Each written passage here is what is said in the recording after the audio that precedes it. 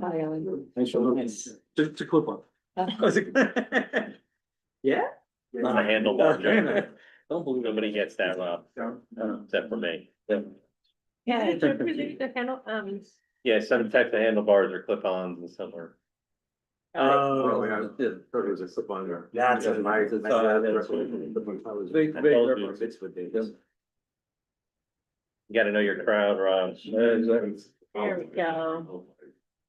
What? All right. Hello, everyone. Welcome to our workshop meeting of the Board of Trustees. It's March 24th, 2026. Can I get a motion to open this meeting? Trustee Asuma, second trustee Gupta, all in favor? It's everyone. All right, we're gonna start with a lot of things, so we're gonna move. We are continuing our discussion on Project Mover Beyond 2026. The discussion we are going to have is to determine that if it potentially requires us to budget $20,000 a year, up to $20,000 a year, starting in 2027, which requires us to start budgeting that in the budget we're working on now. Does the board feel comfortable with that? Or do you have more questions that we need to find answers to? Or are you not comfortable with that and you want to make that our call? That's kind of what we're trying to suss out here and talk through what information we need to discuss to figure that out. To start though, Matt attended a meeting because basically the consortium of people who are trying to make Project Mover happen, they're trying to make it, the most cost-effective options possible. And so they have met with the county and legislators. They're trying to ensure that there's funding from NYSERDA. And we need an update from Matt as to what happened at the county meeting. I know there's another meeting this Friday, so there's still a lot of moving pieces to be worked out. Another county meeting this Friday? Well, there's another county meeting this Friday. Well, yeah, that one. It's just administrators and mayors. I think so. So so the meeting was attended by all of the participating villages plus Irvington. And there were a handful of county legislators there and a representative from Ken Jenkins' office, who had amazing red hair. He Make was sure most, that's in the note. well, it was mostly silent, but it was striking.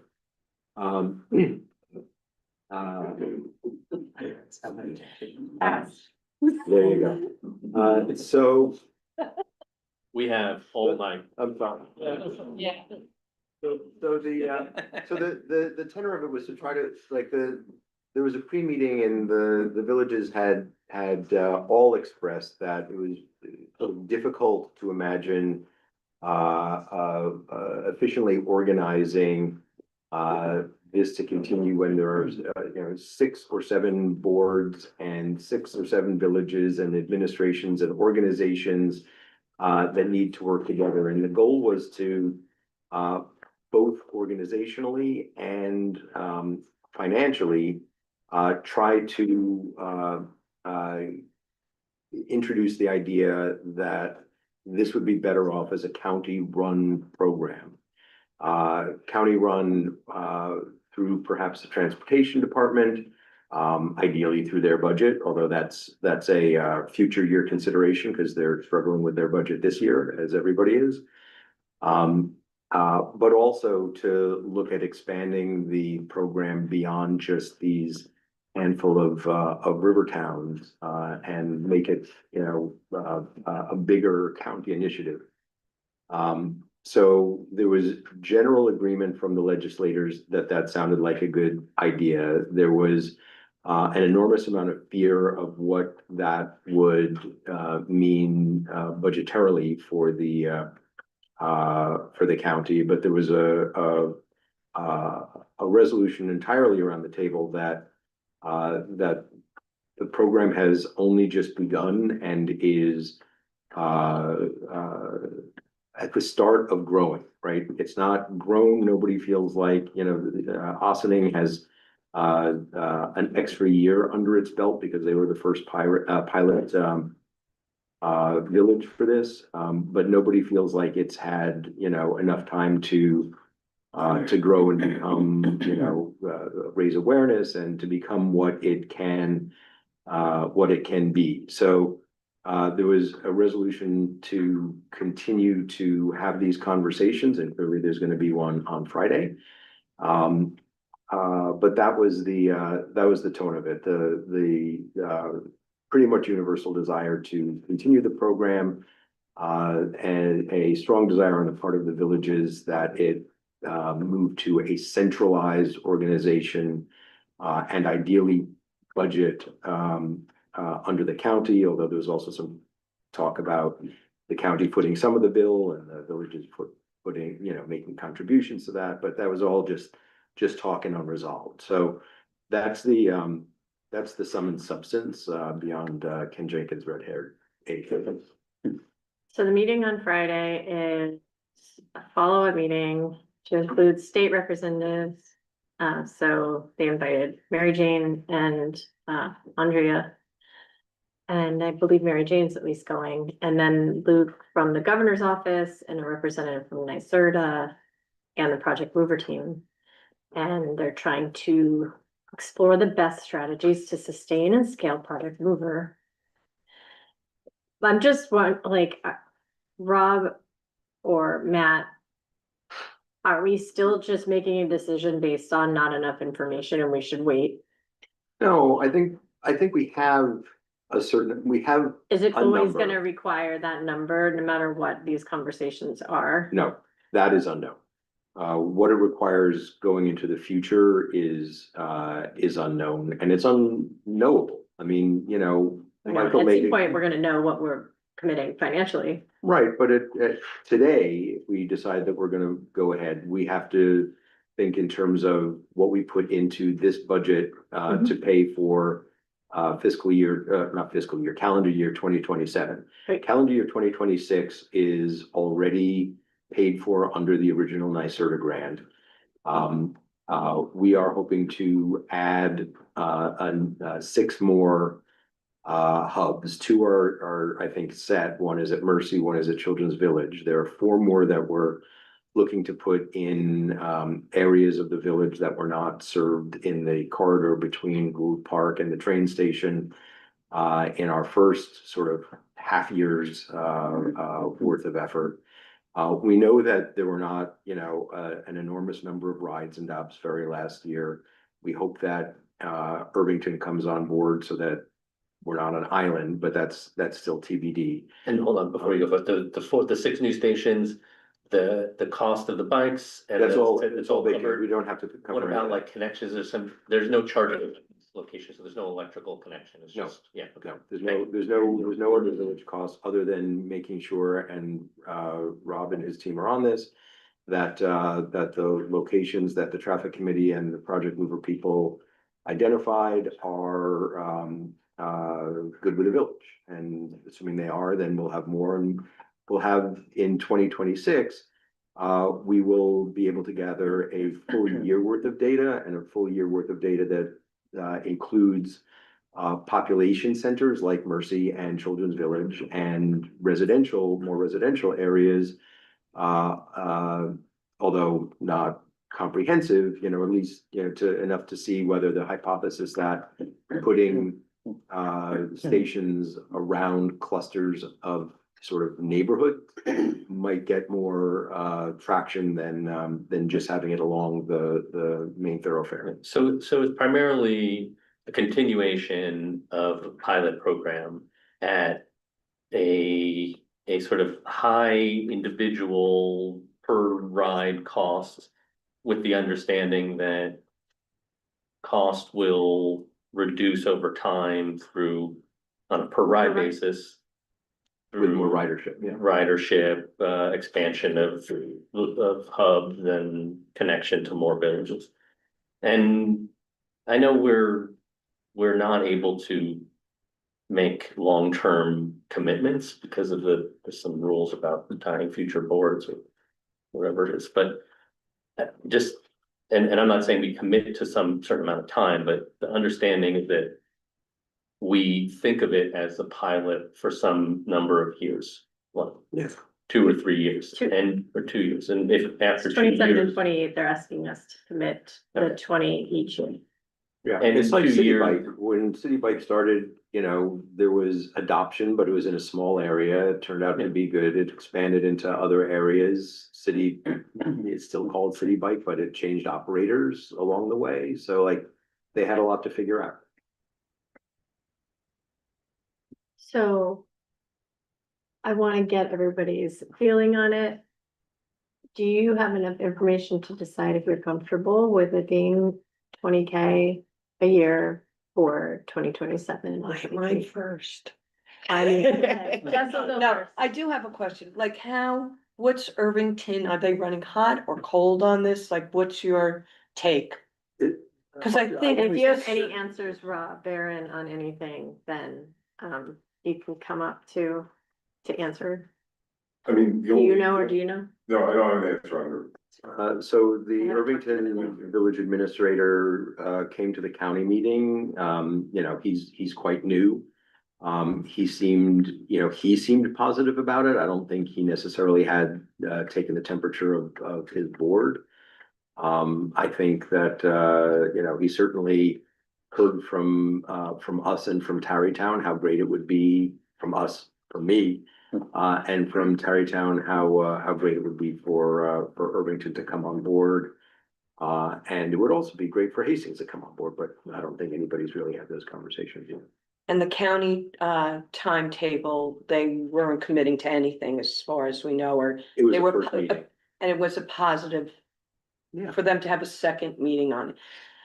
My feeling is it is a pilot program and. You do have to give it time to grow.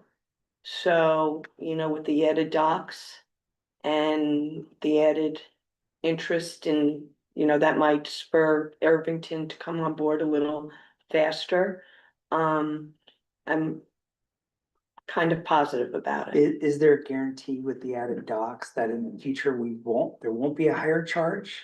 A higher cost? We're just committing to 20 Just a for 20, the 2 years at this point. so 40 total. Well, 20 per Well, budget. 30. 30. Right. Or I guess half No. of 28 too. Be 10 right now. Because it's half a year and then Yeah. it'll be 20 the next year and then it'll be 10 the next year. Because how the Okay, budgets the work. way the, right. And this will always be a cost, though. There's no revenue generation on this. There's no revenue generation to the village at this point, that we don't know if it'll always be a cost. The county may take it over, or the whatever organization comes together to run it may seek sponsorships, but you need riderships before you can get sponsorships, so that's a future desire, but if no steps have been taken in that direction yet. I was just gonna say, I certainly, you know, if we're committing to this 2-year pilot, I would like to believe that we're actually committing to it, but if we try it this summer and it's worse than this past year, for example, we are theoretically able to, I mean, how big of a commitment is this pilot? Are we signing a contract? Maybe, I guess. At some point, yeah. But not, right, I mean. I think right just- now we're allocating the money. I don't. Right, but I'm saying, we're allocating money for this coming budget year that won't need to be spent until next Yes. budget year. No, we're No. allocating $10,000 that will be spent in 2027. So, but we, Might not, but this year of 2026. Project Mover 2026. If it's a massive bust. We won't have spent that money yet, we can I think we can probably find a way probably to figure wiggle out a way, ourselves out. if there's some reason. Mhm. That it absolutely is That's a untenable good for us to point. continue, or, I mean, of course, we wouldn't want to. That's not, you know, the right kind of attitude to go in with, but I'm just saying, as far as having to, we're being asked to make a decision with very little information, and I feel like Yes. the flip side of that is we need to understand that there are probably tons of unknown unknowns, and, we're not saying right now we're committing to a $500,000 guaranteed investment for something with unknown, we have one more season to check it out before we actually have to start laying out cash. Yeah, So we'll it's just have contract. better data in year We don't two. know what the contract is, so we don't really know that. I'm surprised that you made a Donald Rumsfeld reference. Oh, you mean to? Oh, Oh, yeah, no, yeah. Oh. There's something in the air, feels a little, early aughts. Oh, yeah, or on our rent. But I think that there's another way that we can consider this, in that it is an investment in anti-traffic measurement, right? So when this is how I've started to come to think about the high per ride cost. We do a lot of things to try to mitigate traffic, parking issues, most of them relatively unsuccessful. The only true way to mitigate traffic problems is to take cars off the road. And so this seems like an opportunity to take a few off the road, potentially. And so I think it's worth investing in the pilot Yes. to see if there is some net positive for commuters, for traffic mitigation, and just maybe it's just fun quality of life issue for some people, right? Mercy kids get to ride to town and get our slice of our amazing pizza instead of eating at the cafeteria. So for me, it's worth it for those reasons, and I'd support it for 2 years. Yeah, I mean, I guess my concern is like, is the demand actually there? Because City Bike, it works because people in New York City, their apartments are too small to have bikes typically. But here, if you want, like, maybe there's a cost issue, but like generally, I feel like if people want a bike, they can find a way to bike more so than in the city, but. So I guess I'm skeptical of like, there is gonna be more usage if we increase the number of docks, but I guess it's not a ton of money yes, it's a lot of money per ride, but in the grand scheme of the budget. Not a it's big not money. investment. So I guess I'm curious if we did any surveys of like residents about Project Mover, like, No, that wasn't part of I mean, to a certain extent, like, you saw the presentation that they made, like, there was data in it, but it was all like usage data. Earlier on, several months ago, Rob Barron and I spoke with them, and we talked about like whether they had an ability to do surveys, and they had some sort of canned survey that they sent to me that I should have like rewritten for us, but didn't find the time. But it was like, it wasn't really Dove's very specific. I think we have a topography that is, that's kind of unique, right? Where in order for it to be like, everything is sort of up a hill, right? So that's why like the electric of it, I think, is the differentiator. And maybe get some people to ride instead of commute because it's fast and it's easy and it mitigates the idea of biking up the hills. But no, the short answer, there's not a survey that's been done, but they do seem to have an ability to, if we were to rewrite it, to field a survey, and we should. So we have a lot more things that we have to go through, but I feel like we have a majority of people who are interested in continuing and not the opposite, so we will still have to see a contract when it comes, and we'll Right. still have to vote on something ultimately, but we're not gonna say that we're out. We're just gonna say, keep pushing forward and let's see where we land, and then we'll have a vote when there's an actual vote to be had. I mean, you have to put it in We the skipped budget. you. I'm the tiebreaker. Remember Vinny? Yeah, would never vote until the end.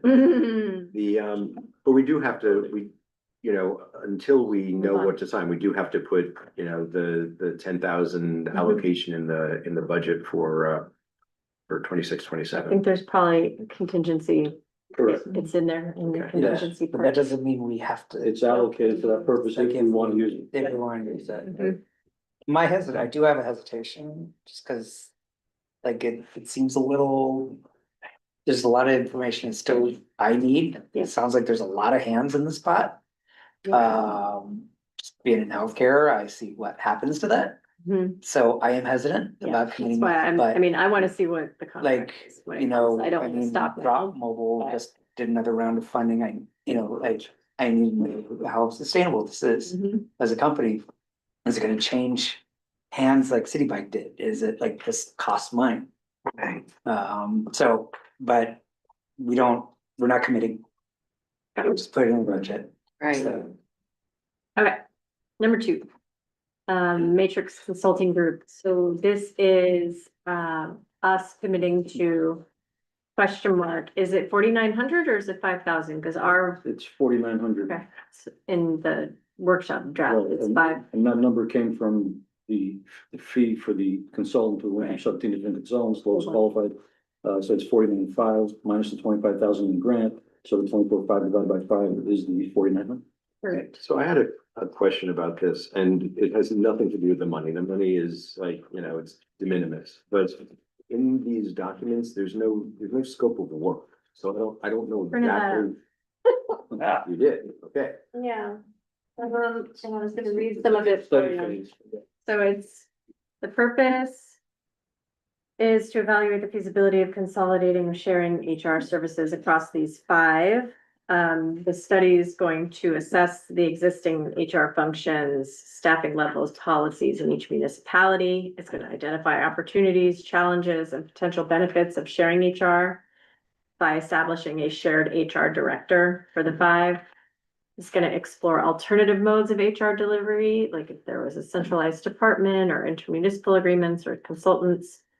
Provide short-term and long-term cost and efficiency considerations for each model and recommend an implementation roadmap, including governance, staffing policies, and resource allocation. So the delivery is basically a report that's got all of those. Yeah. Okay. So it's All right. telling us whether or not it's worth it and how it could work if it is. Okay. It's a study phase. So it's not the actual HR person, it's the study to It's a determine $50,000 study to figure out. if all of us. Just $75,000. This is such a perfect example of what HR is. It's just like, circular snake oil. I mean, if it was free, I wouldn't vote for it. I mean, it's just like the complete and utter waste of time. Really? Yes. Well, Okay. I will say, I do not think that it's a complete and utter waste of time, although I do have not far off feelings about a lot of HR departments. But the fact that they're giving themselves half a year to do it, that seems like an exorbitant amount of time to get what they need out of 5 villages and put together a report that they probably put together 20 times. It's also interesting, the villages they picked. Was it size? Was it population? I What think it's was? who was in the Who conversation. expressed interest. in Yeah. it.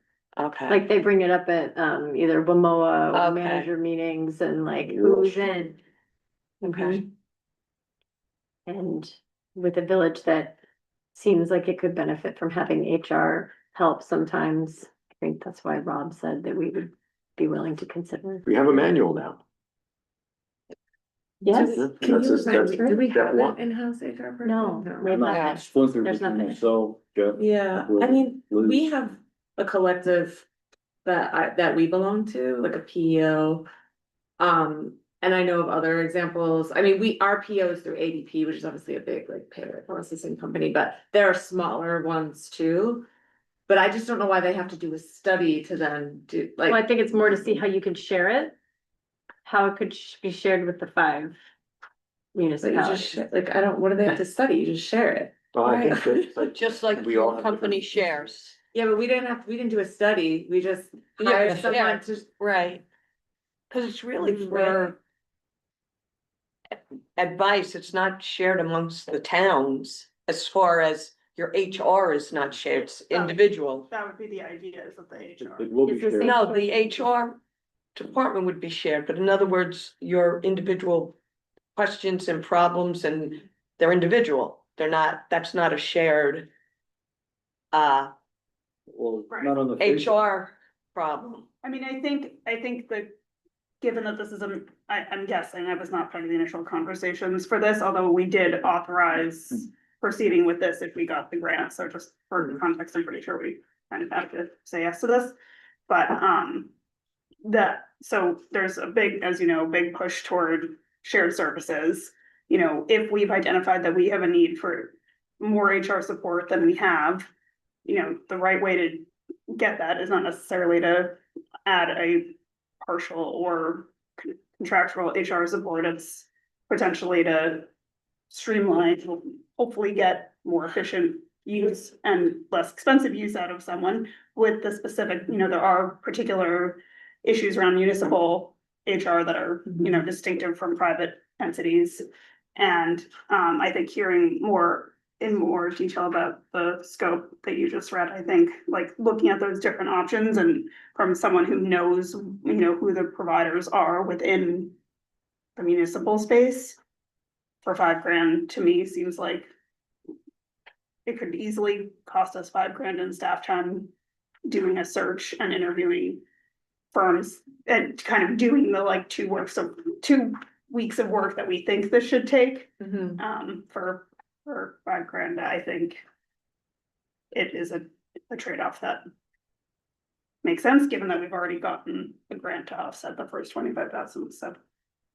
Yeah, I just don't think it should take 6 months. I don't think it should take 6 months, and I don't understand why it's $50,000, but we did not negotiate this contract, and we can be very grateful to the person who Yep. took the lead and spent all the time to initiate this grant and.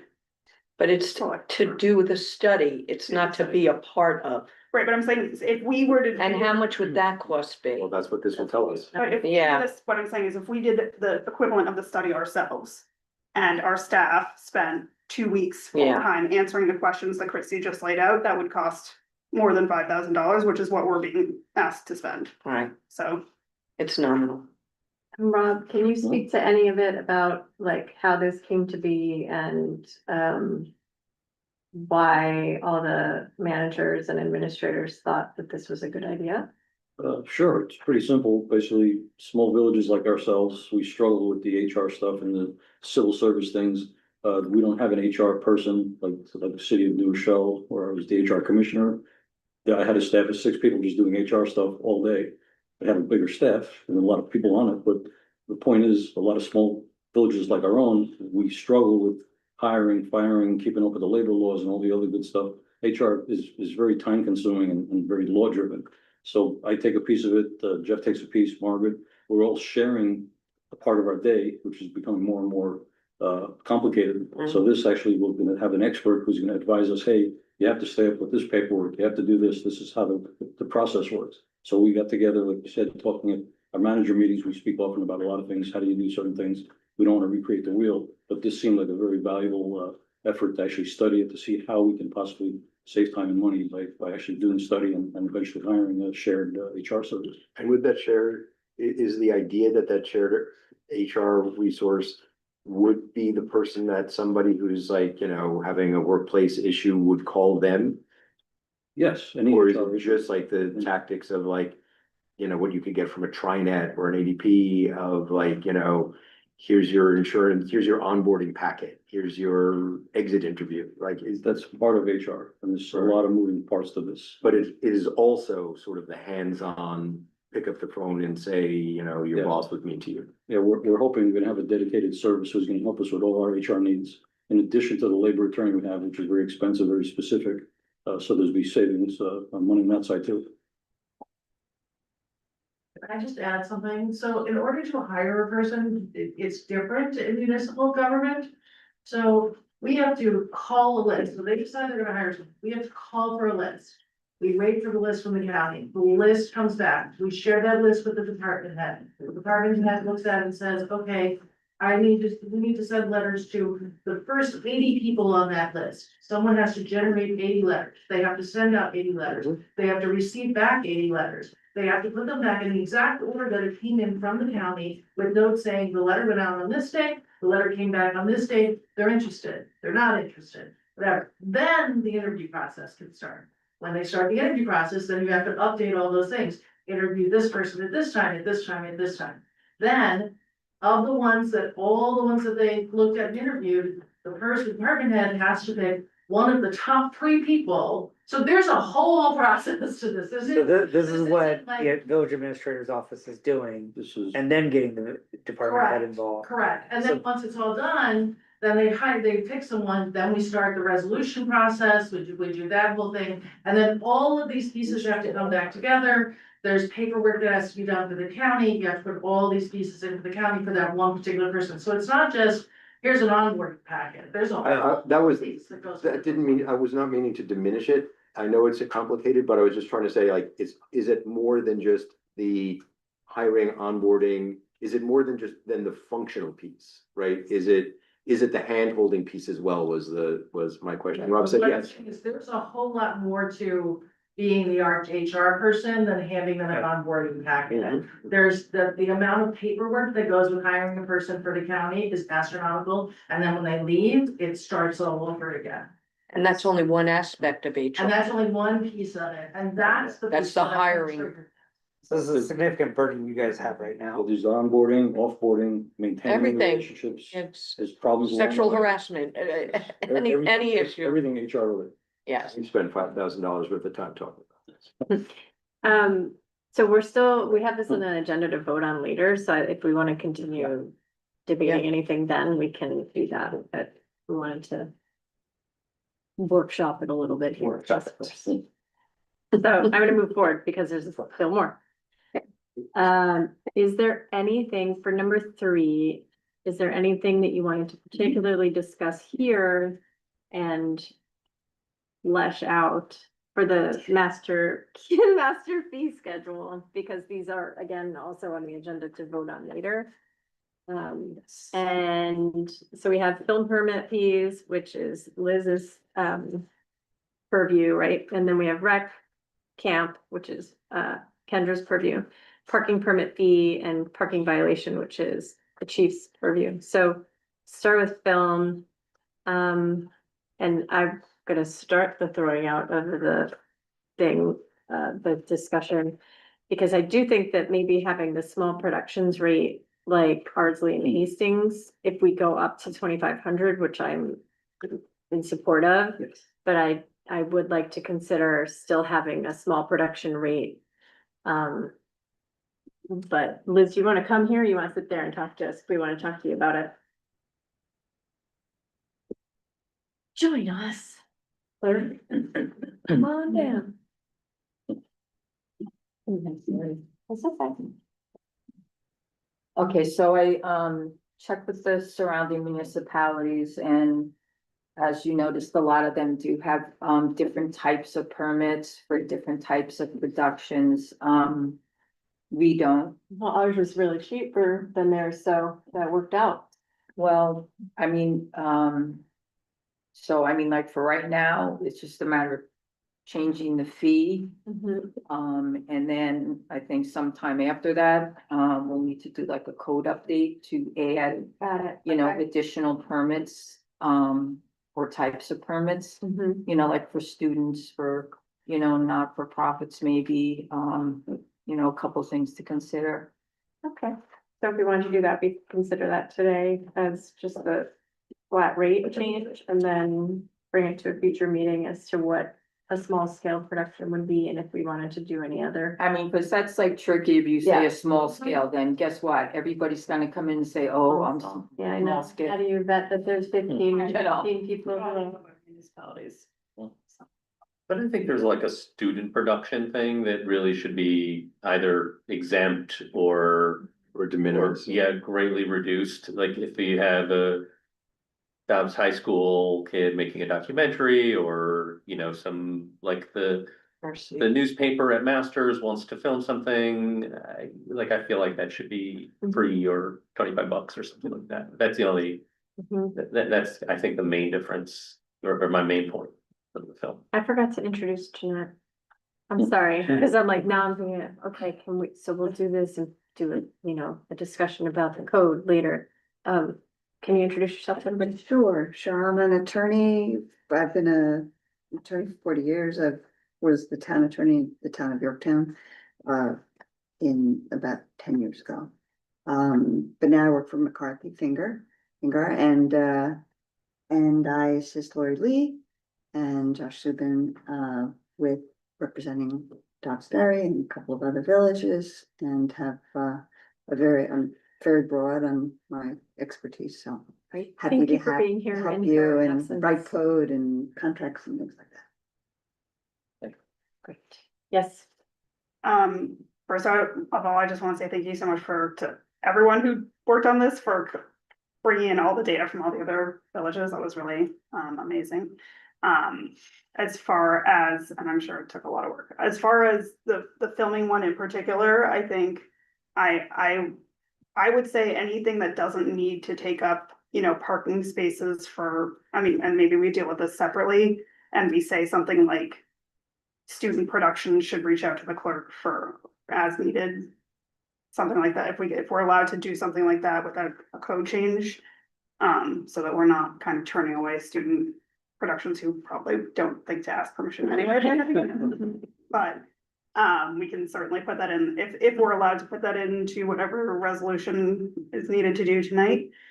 I would be definitely okay with that. I think some things that I wanted to ask about as far as your recommendation, Liz, on this one in particular. So I think a lot of our fees and fines are like, you know, per one person, and might feel like fairly significant to that one person, depending on what it is and where they're coming from. And they're all pretty much affecting our residents and regular users of our services. And a lot of those folks are already paying, you know, regularly paying sales taxes here, regularly paying property taxes. I think the film is one where someone is potentially making a lot of disturbance, a lot of mess, taking up a lot of parking spaces, and they are not folks who are regularly contributing to the economy of Dobbs. So my vote, unless you have a, you know, I don't know what led to the recognition of their 2,500, is to say, okay, we already know that Ardsley, Hastings, and Irvington, and yes, those three are doing $5,000. I don't know why we wouldn't just go straight to 5 for the, I mean, these are Lionsgate productions, they're huge studios. I mean, I just proposed 2,500 because like I have to report to the county film and television tourism, whatever it's called. And every time when we would just increase it by like $50, they're like freaking out, you know, like you're, you know. Yeah. So I think we have. whatever, I figured just going from 1,500, I didn't want to like triple the price. Yeah, I think we have really good But rationale here. I mean, what, if you like, what I could do is, aside from the, you know, increase to whatever it's gonna be, you know, I could, put out some proposals for like a not-for-profit student, you know. I mean, you know, even if it's a high school kid, it's ridiculous to charge them hundreds of dollars or thousands of Yeah, yeah. dollars, you know, so. I mean, obviously, I would still say require them to get a permit with, you know, possibly the fee either very, very low or waived, however, we're gonna work that out. But just so at least we know what they're doing. I you know. agree with Jessica, though, that like, I don't think I like the idea that we can undercut somebody and get maybe some more productions for that, from that perspective. But, you know, I think, you know, 4,000 to 5,000, like, you know, 2,500 from 1,500 is not much of a leap, and it's not, you know, material revenue, but, you know, how many productions did we have paying for a film permit in 2025 ballpark? 6. I mean, All this year already, so- we have like 9, so it's been a busy year so far. Right, so I think it sort of behooves us to monetize that. Yeah, there was a production up on Clinton not terribly long ago that was like, there's a lot of trucks. There's, you know, catering trucks, there's dressing room trucks, there's lighting and grip trucks. There's a lot of material up there. I mean, just so you know, like all these groups that come in, if they're like, for instance, parking on Clinton, they're billed for each parking spot they take out. They're billed for any police presence, they're billed for DPW if they have to come in, so it's not like Do we have taxpayers any are trouble paying for that. collecting, sort of a bill for police, that they don't pay up front? That's always afterwards, Building a- because, you know, sometimes if the shoot runs late or if it goes Do earlier, we ever have any trouble collecting that? no. Yeah, I mean, I think it should be higher than 2,500. And somewhere near or equal to what our neighborhood is at, Difference, Ford is not gonna turn anything off. then fine. And let's just get to equity parity with our, Ford is not gonna get us more business than, just having been on the other Mhm. end of that. then I don't think we should be, like the cheapest place on the block. I think that we should, be at parity with our neighbors. Go bigger. The other, I mean, there's a lot of nuances in here that I think would be interesting to look at sometime when we have more time in terms of how the different policies showed up. But I was curious about the administrative fees. So we charge them, we bill them for hourly for the police and we bill them hourly for the DPW, but we're not, and we're billing them. But like, Irvington or someone, one of these folks had like an administrative fee to manage police and DPW, kind of the administrative effort that goes into getting those. And that's Tarrytown Police Department administrative fee. Right, so I don't know if that would be something that we should look at blending into the rates, or should it be a flat daily fee per service required or something, but I think that was because I mean, just having observed the massive disturbance that happens, it's not just about, you know, village taxpayers not paying money to subsidize these productions, it's also like, if you wreck Main Street for, you know, 3 days straight, yes, they compensate the businesses, but it's up to them to compensate the businesses what they want to compensate them. It may or may not, and you know, the businesses have theoretically the ability to negotiate for higher fees, but that's also a massive inconvenience to our, you know, to the folks who want to patronize those businesses on Main Street. It puts additional pressure on our already pressured parking, and I just think it really needs to be, I am a huge fan of Dobbs.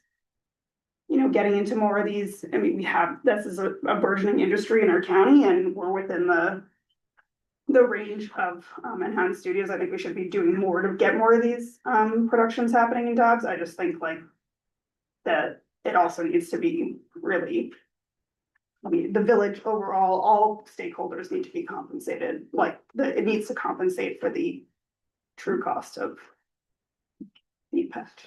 So I mean, it would be hard to compensate for, you know, the impact it has on like, people who may wanna come here and shop. right, You but know. more just in terms of like, if we're able to, one of our goals for 2026 is make the best possible use of our taxpayer revenue, our tax dollars. And one of the ways we can do that is reduce the portion of our budget that relies on, you know, property taxes. So this is potentially a revenue source that helps us with that. So it's more like in the aggregate, not like specifically one customer being inconvenienced or Right, something. All right, so we may want to change that to 5. Yes. And then I can do, you know, like a draft, Yeah, for another meeting. you know, maybe propose, changes to the film code. Correct. Okay. Thank you. All right, we'll talk about that shortly. Did anyone want to discuss further the camp fees? Kendrick's here if you want to. They're It seems like they're going up. going up particularly- significantly. They seem to be going up as much as things should go up because costs are going up. Yep. Yeah, and then same with, the only question I had about the parking permits, chief, was I feel like we haven't changed the prices in a while, so I just wanted to highlight that as also part of the decision here, is that they're not significantly increased, but they also haven't been increased in Quite a while. quite a while, 5, 6 years, since pre-COVID, I I think think. pre-COVID, Yeah. so.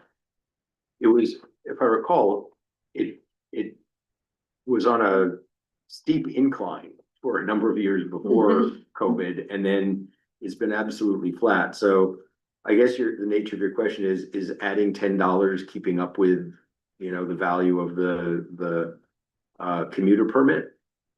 Is that what you're Me? asking? I was more just wanting to point out that this isn't just like we've been increasing it a little bit each year. This is a increase when we haven't been increasing it and putting all the numbers into that perspective. Like, if there's anything that you'd wanna fight for more increase now or later can also be the time, I guess. Do we have Comparisons are on the last chart page. I have a different question. Yeah. We have this resident recreation permit. Yep. Seems redundant with the card, with the license plate reader. Is there a way to program this so that it recognizes cars registered in Dobbs Ferry so that everyone who's a resident can park at the waterfront without having to come show their ID, get a pass, put it on their car? No, okay, never mind. I think they'd also have to check every single car reader. What's that? I think, I mean, just seems like you would then have to check every single, instead Well, of no- seeing a sticker. Well, no, but it just, you can drive by and it reads the license plates. Yeah. I see. So I was hoping it was smarter than it is. What, like the non-resident commuters, how significant, like what numbers are we talking about? Like how many people are buying that pass? I don't keep track of those numbers, and then my house sales go through. We've finished 70, and we haven't hit that number in a number of years. Okay, so it's up to seven. Okay. But that used to be, before COVID, that was a hot ticket. There was a race for the limited number of non-resident commuters. Okay. It was open only to Ardsley at one point, but during COVID times, we opened it to anybody who wanted it. Yeah. That's the version. Since I'm not here, right? I apologize. I want to ask Kendra about like the pool fees. Is there, yeah, I know, maybe it sounds trivial, but like, I know you just up something from like $10 to $10.50. Like. Okay. So you're going cashless, this, the burden of actually carrying these like change. Okay, yeah, cause if you guys were going cashless, I was gonna say, just make it $70 and then 10, keep it at 10. Alright, I mean, I'm not, kills me to like raise that full pass. Well, those are already determined. It's Yeah. only the ones at the bottom that are up for discussion. Oh, sorry. Those were already voted. Oh, on. there's a different, okay, sorry. Mhm. Just the highlighted ones are Ah, to D. And we're voting on that today, right? Mhm. Okay, cause. People are waiting. but the little highlighter, Yeah, that's why we're doing this today. like that, Budget. the highlighter. Does. Sum up, yeah. Um, Just to respond to your question about, they haven't gone up much in many years. It looks like we're kind of hitting in the relatively regular sweet spot for other villages. So it's not that we're like way behind not having raised them.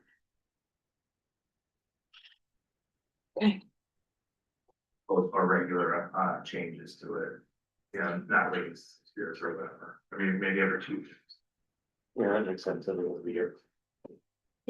But it's interesting, like you now, like for years after COVID, there were always plenty of spots at the train station and now it's quite crowded again. So clearly the demand it has recovered pretty well.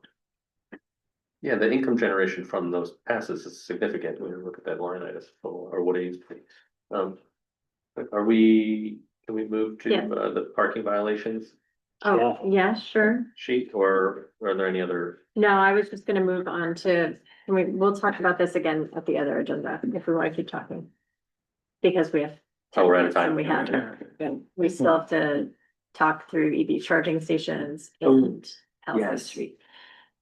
So, My comments brief, I think Go. that, handicap violations, fire hydrants. Yeah.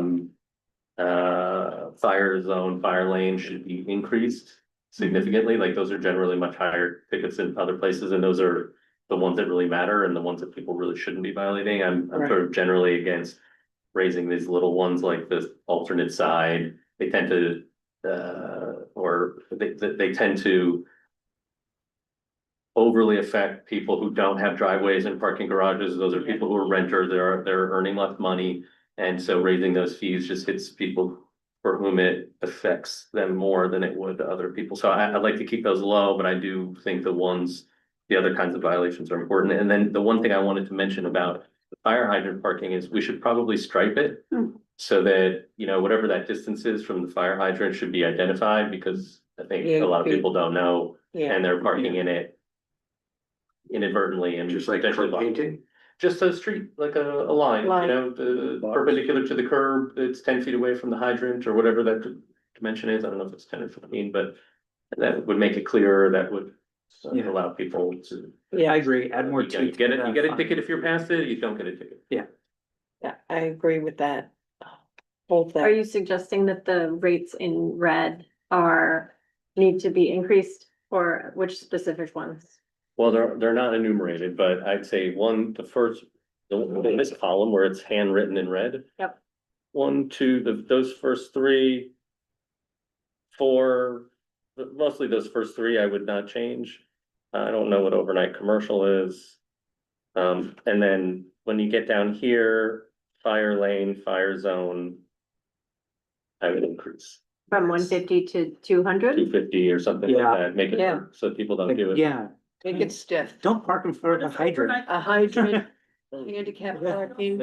So that's vehicles with commercial placards parked on public streets. Oh, Oh, okay, yeah.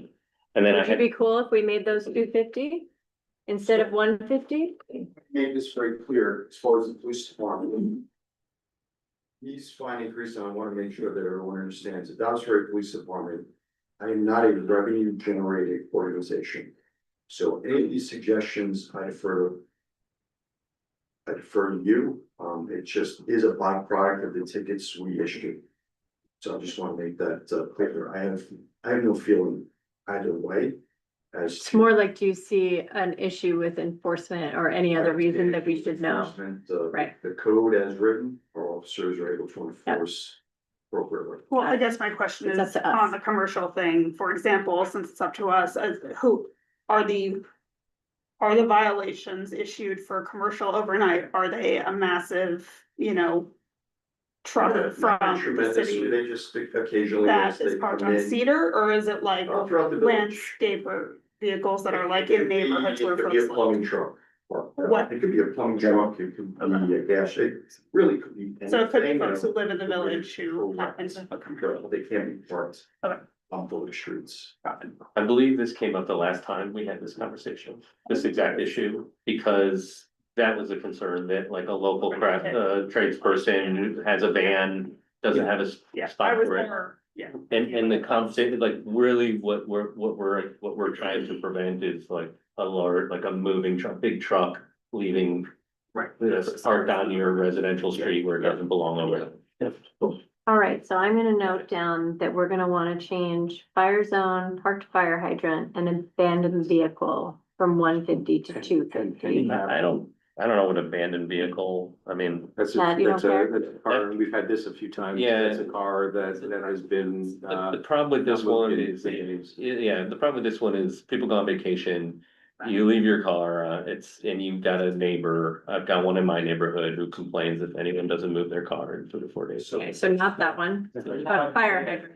As far as residents, as it relates to abandoned vehicles, and we will always work with our residents.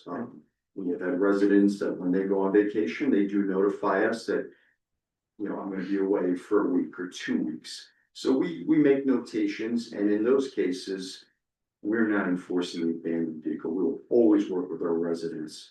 And then again, as neighbors will contact us about, hey, there's a vehicle parked in front of my house for, 2 weeks. We will always make efforts to contact the owner of that vehicle before we even get to the point that it may be towed.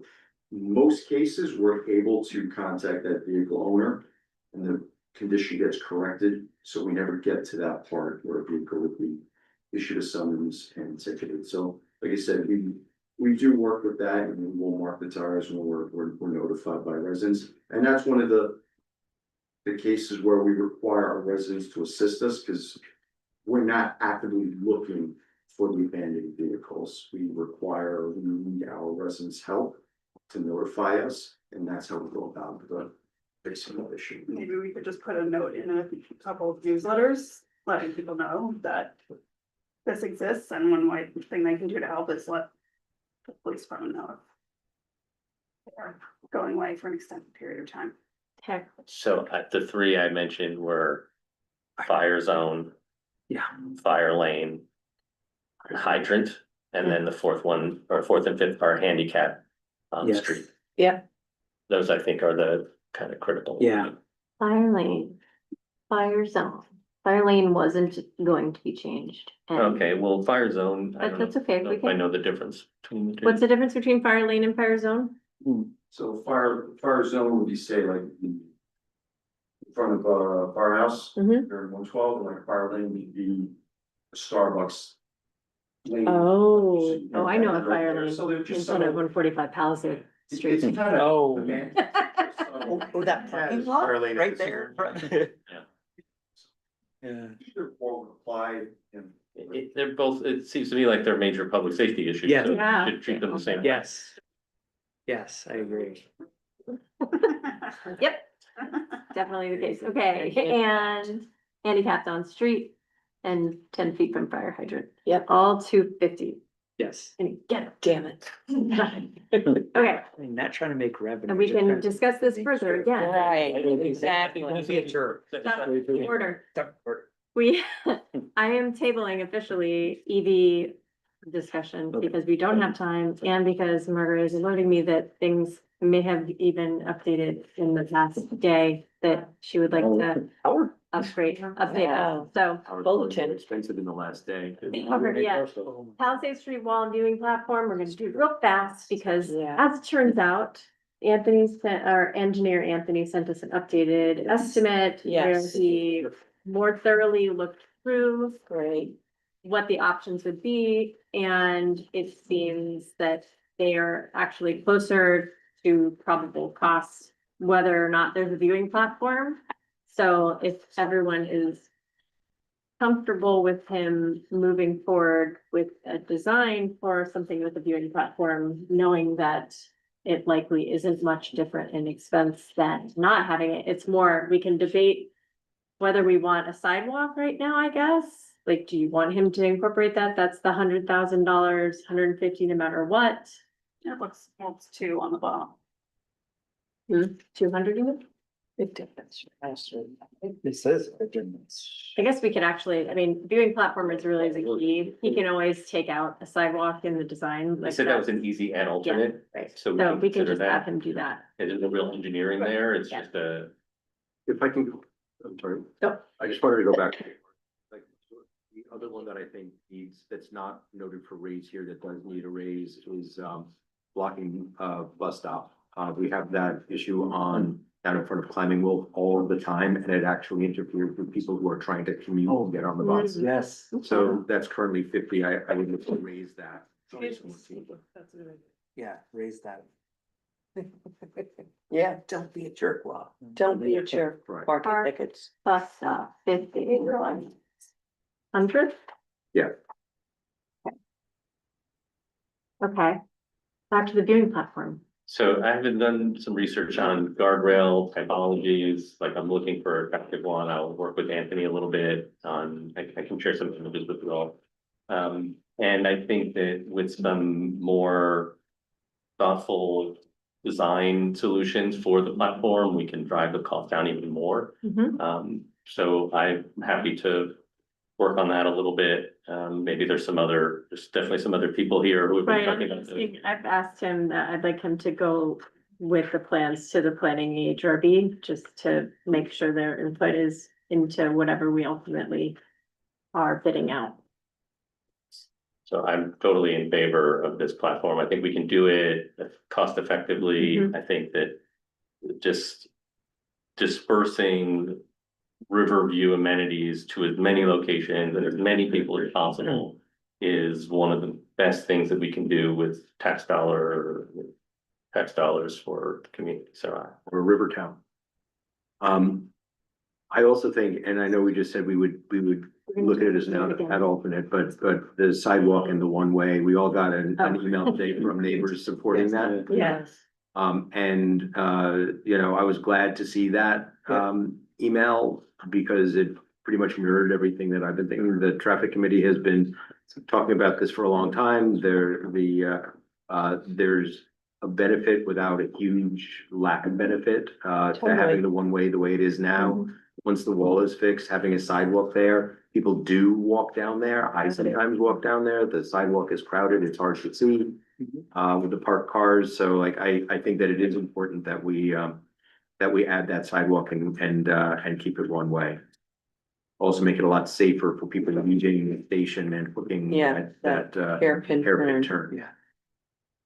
Does either or both of these, 1A and 2, I guess, or 1A and 2A and 2B, include the traffic calming at the 5 horrible intersections that you talked about?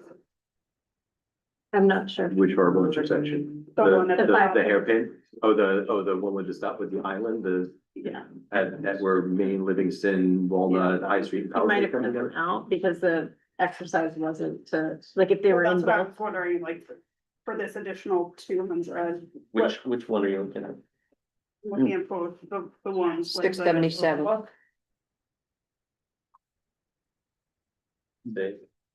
I'm trying to remember. Like part of what. And you weren't here last time, part of what we were talking about was that, like, kind of. The full package of including that sort of an intersection would be additional traffic coming at the intersection. And, There's a little hard call. You're saying there should be a bump out. Anything to improve it, but not delete it. Right. 'Cause it was terrible before it was there. But, I wanted to understand the additional 2, are we just getting the sidewalk? Or are we getting the sidewalk plus? The traffic calming at the intersection and, you know, that's what I was kind of trying to understand from. I think when we get the updated, Yeah, but that's. when he does his full design, it's either bump out or bump out the sidewalk, we can. This one Ask. has it. This number has that on Main Street, that bump out you're talking about? Yeah. The 677. I mean, there's a bunch of, I know that. Painting. Crosswalks is relatively cheap, but we did find a couple of additional needed crosswalks, so I just wanna be sure that while we're at it, if we're adding a sidewalk, or if we're pricing in a sidewalk here, let's make sure we're pricing in the sidewalk at the bottom of the new, crosswalk at the Right. bottom of the new sidewalk. Okay, Nothing else. so like the add-on, whatever it's called. What is that called? The add-on?